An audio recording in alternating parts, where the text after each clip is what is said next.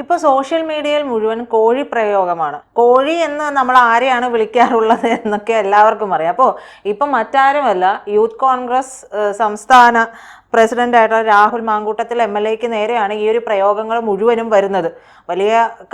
വലിയ രീതിയിലുള്ള ആരോപണങ്ങളാണ് ഈ പറയുന്ന മൂപ്പർക്കെതിരെ വന്നുകൊണ്ടിരിക്കുന്നത്. എന്താ പറയുക, പെട്ടെന്ന് മുളച്ചു പൊന്തിയ ഒരു കൂൺ എന്നുള്ള രീതിയിലേക്കാണ് രാഹുൽ മാങ്കൂട്ടത്തിന് ഇപ്പോൾ സോഷ്യൽ മീഡിയയിൽ ആകമാനം പറയുന്നത്.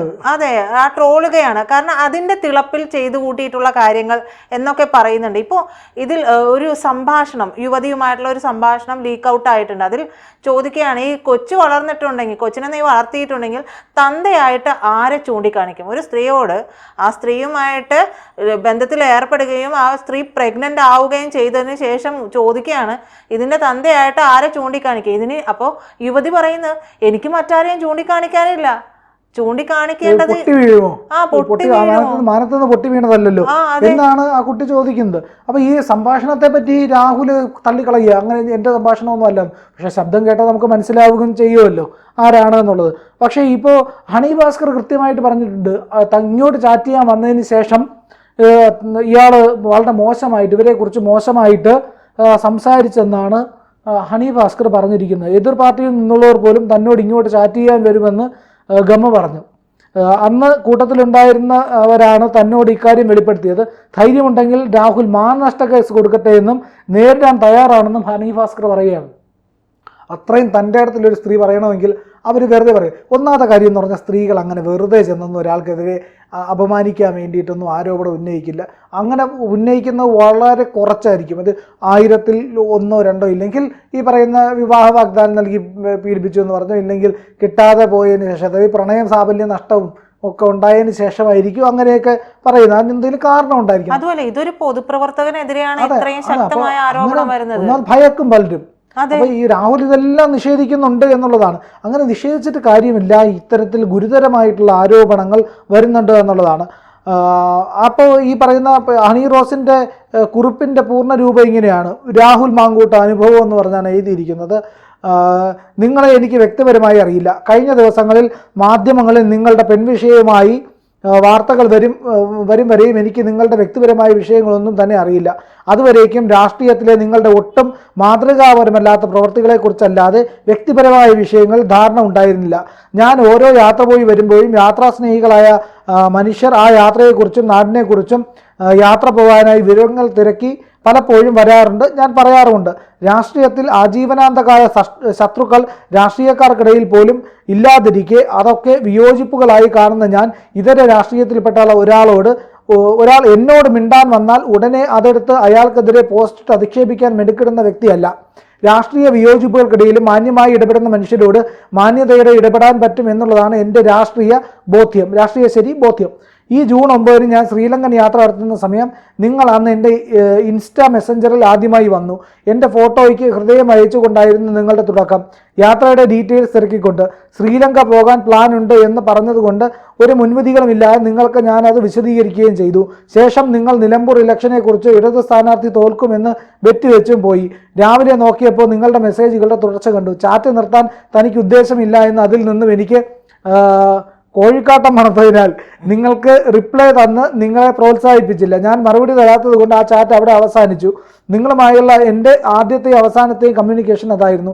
പല വിധത്തിൽ നിങ്ങളുടെ ചൂഷണ ശ്രമങ്ങളുടെ നേരിട്ട സ്ത്രീകളുടെ അനുഭവങ്ങൾ തുറന്നു പറഞ്ഞുകൊണ്ടിരിക്കെ അന്നത്തെ എൻ്റെ ധാരണ തെറ്റിയില്ല എന്നെനിക്ക് ബോധ്യം വന്നെങ്കിലും മാന്യമായി നടന്ന ഒരു സംഭാഷണം ലഭിച്ച് അധിക്ഷേപിക്കാൻ ഞാൻ മുതിർന്നില്ല. പക്ഷേ ഇന്നലെയാണ് ഞാൻ നിങ്ങൾ എന്നോട് ചാറ്റ് ചെയ്തതിൻ്റെ പിന്നിലെ അശ്ലീല കഥ ഞാൻ അറിയുന്നത്. അതും യൂത്ത് കോൺഗ്രസിലെ നിങ്ങളുടെ ചങ്കുകളിൽ ഒരാൾ വഴി. എന്തുമാത്രം തരം താഴ്ന്ന ഒരുത്തനാണ് എന്ന്. ഈ പോസ്റ്റിൻ്റെ കാരണവും അതാണ്. നിങ്ങൾ ആ സംഭാഷണത്തെക്കുറിച്ച് യാതൊരു ഉടുപ്പുമില്ലാതെ നിങ്ങളുടെ അതേ വിശാല മനസ്കതയുള്ളൂ കള്ളന് കഞ്ഞി വെച്ച് കൊടുക്കുന്ന യൂത്ത് കോൺഗ്രസിലെ നിങ്ങളുടെ സുഹൃത്തിനോട് പറഞ്ഞത് ഞാൻ നിങ്ങളോട് അങ്ങോട്ട് ചാറ്റ് ചെയ്തു എന്നും ഇത് പതിവാണെന്നുമാണ്. അതിലും എന്നെ ഞെട്ടിച്ച കാര്യം ആ കോഴിക്കാട്ടങ്ങൾക്ക് നടുവിലിരുന്നാണ് ആ സംഭാഷണം നിങ്ങൾ നടത്തിയത് എന്ന സത്യമാണ്. നിങ്ങൾ എന്തെഴുതിയെന്നോ ആര് സംഭാഷണത്തിന് ആദ്യം വന്നുവെന്നോ ആ കോഴിക്കാട്ടങ്ങൾക്ക് അറിഞ്ഞില്ല.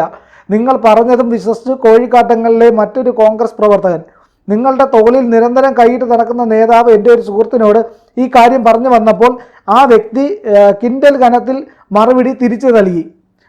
എൻ്റെ സുഹൃത്ത് നിങ്ങളുടെ അതേ കോൺഗ്രസ് പ്രസ്ഥാനത്തിൽ പ്രവർത്തിക്കുന്ന ആളായിട്ട് പോലും നിങ്ങളെ പോലൊരു രാഷ്ട്രീയ മാലിന്യത്തോട് മാലിന്യമാണ് എന്ന് പറഞ്ഞിട്ട് കൂടാൻ ക്യൂ നിൽക്കാൻ മാത്രം അതപ്പതിച്ചിട്ടില്ല എൻ്റെ രാഷ്ട്രീയ ബോധ്യം എന്ന് തന്നെ മറുപടി നൽകി. സ്ത്രീകളോട് അങ്ങോട്ട് പോയി മിണ്ടി അവരുമായുള്ള സംഭാഷണങ്ങളെ പെർവേർട്ടുകൾക്കിടയിൽ മോശമായി ചിത്രീകരിച്ച ആളാകുന്ന നിങ്ങളുടെ സൈക്കോയെ കൂടി ജനം അറിയേണ്ടതുണ്ട്. അതിനാണ് ഈ പോസ്റ്റ്. രാഷ്ട്രീയമായി നിങ്ങളോടുള്ള എൻ്റെ വിയോജിപ്പുകൾ എൻ്റെ വോളിൽ ഒരു ദയയുമില്ലാതെ കടുത്ത ഭാഷയിൽ എഴുതിയിട്ടുള്ള ഒരാളാണ് ഞാൻ. നിങ്ങളുടെ വ്യാജനെക്കുറിച്ച് നിലമ്പൂർ ഇലക്ഷൻ പോസ്റ്റിൽ പോലും ഞാൻ പറഞ്ഞിട്ടുണ്ട്. ആ എന്നെക്കുറിച്ച് പോലും ഇമാതിരി വഷളത്തരം പറയാൻ ചെറിയ എളുപ്പമെണ്ണം പോരാ എട്ടുകാലി മമ്മൂഞ്ഞ്. ആൾക്കൂട്ടത്തിൽ ഇരുന്ന് സ്ത്രീകളെക്കുറിച്ച് ആഭാസം പറഞ്ഞ് ഇടിപ്പിച്ചിരിക്കുന്ന ഒരുത്തനെ കൂടി ഇതിൽ നിന്നും വ്യക്തമാകുന്നുണ്ട്. നിങ്ങൾ അടുത്ത് ഇടപഴകിയിട്ടുള്ള നിങ്ങളുടെ പാർട്ടിയിലെ തന്നെ സ്ത്രീകളെ ഓർത്ത് ഭയവും സഹതാപവും തോന്നുന്നു. എന്തുമാത്രം അശ്ലീലങ്ങൾ ഈ ലൈംഗിക ദാരിദ്ര്യം പിടിച്ച കൂട്ടങ്ങൾക്കിടയിൽ നിങ്ങളോട് നേരിട്ട് ഇടപെട്ട സ്ത്രീകളെക്കുറിച്ച് അപ്പോൾ പാടി നടന്നിട്ടുണ്ടാകും. നിങ്ങളോടൊപ്പം സ്വകാര്യത പങ്കിട്ട സ്ത്രീകൾ എന്തുമാത്രം ഭയന്നിട്ടാവും അതൊന്നും പുറത്തു പറയാതെ ഇരിക്കുന്നത് എന്ന് ഊഹിക്കാൻ പറ്റും.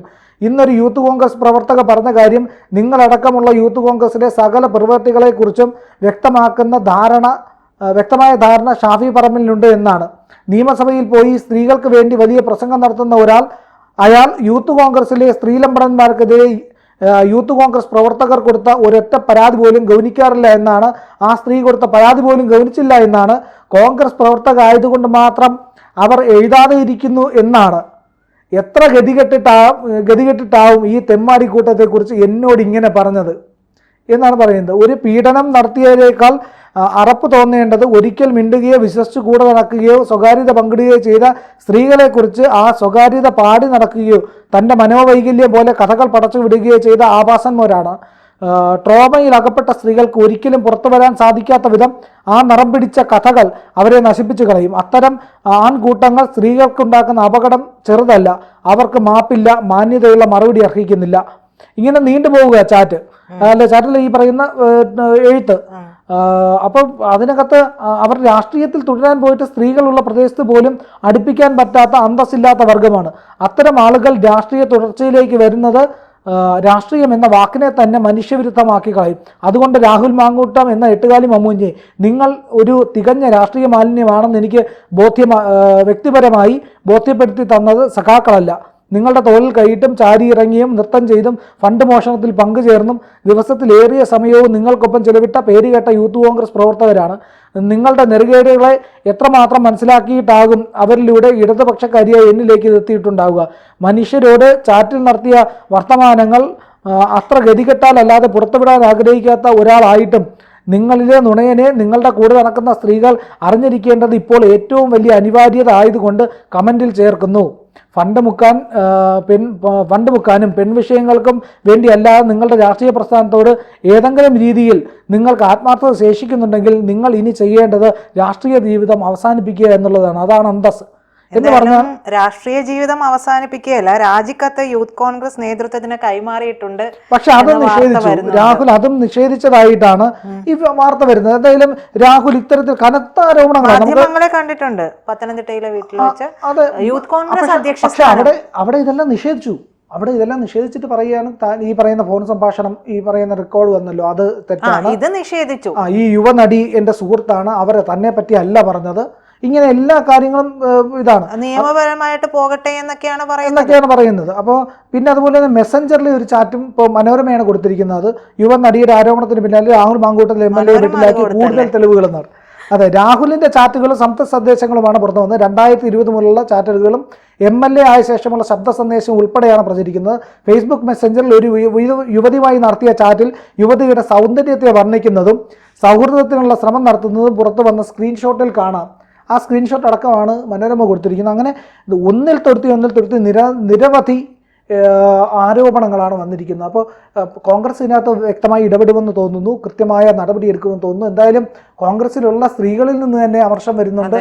വനിതാ നേതാക്കളൊക്കെ വലിയ രീതിയിൽ പ്രതികരിച്ചിട്ടുണ്ട്. എന്താവും രാഹുലിൻ്റെ ഭാവി എന്നുള്ളതാണ് ഇനിയുള്ള ചർച്ച. ഇതിന് വാർത്തകൾ നമുക്ക് ഇപ്പം ഈ പറയുന്ന സമയത്തിനുള്ളിൽ പറഞ്ഞു തീർക്കാൻ കഴിയുന്നതല്ല, ഒരുപാട് വാർത്തകളാണ്. ഓരോ മാധ്യമങ്ങളിലും വെറൈറ്റി ആയിട്ടുള്ള ഈ മഹിളാ മോർച്ചയാണോ കോഴികളെ കൊണ്ട് സമരം നടത്തിയല്ലേ? കോഴിക്കോടാണ് അവർ നടത്തിയത്. കോഴികളാ. ഞാൻ പെട്ടെന്ന് നോക്കിയപ്പോഴത്തേക്കും ഇതെന്താ സമരം, ചിക്കൻ വില കൂടിയത് കൊണ്ടാണോ എന്ന് നോക്കിയപ്പോഴത്തേക്കും സ്ത്രീകളെല്ലാം കയ്യിൽ കോഴിയെ പിടിച്ചുകൊണ്ട് രാഹുൽ മാങ്കൂട്ടത്തിനെതിരെ വലിയ രീതിയിൽ പ്രതിഷേധം നടത്തും. അപ്പോൾ എന്തായാലും ഒന്നിൽ തൊട്ട് 100 കണക്കിന് വാർത്തകൾ വന്നുകൊണ്ടിരിക്കുന്നു. Rahul Mamkootathil M L A ആയി തുടരുമോ, കോൺഗ്രസിൽ തുടരുമോ, ഇതെല്ലാം വലിയ ചോദ്യചിഹ്നമായിട്ട് വരുന്നുണ്ട്. എന്തായാലും ഒരു യുവ നേതാവ്, വലിയ പ്രതീക്ഷയായിരുന്നു. എനിക്ക് ഭയങ്കര ഇഷ്ടമായിരുന്നു കേട്ടോ, വലിയ പ്രതീക്ഷയായിരുന്നു. ആ മനുഷ്യൻ ഈ പറയുന്ന നല്ല രീതിയിൽ സംസാരിക്കാൻ ശേഷിയുണ്ട്. SFIക്കാരെയും CPMകാരെയൊക്കെ അടിച്ചിരുത്തുന്ന സംഭാഷണമായിരുന്നു. പക്ഷേ എന്ത് ചെയ്യാം, ഇങ്ങനെയൊരു ആരോപണത്തിന് വിധേയനായിരിക്കുന്നു. എന്താവുമെന്നുള്ളത് നമുക്ക് കണ്ടു തന്നെ അറിയാം. കൂടുതൽ വാർത്തകളും വിശേഷങ്ങളും നിങ്ങളിലേക്ക് എത്താൻ ABC മലയാളം സബ്സ്ക്രൈബ് ചെയ്യുക, ബെൽ ബട്ടണും അമർത്തുക.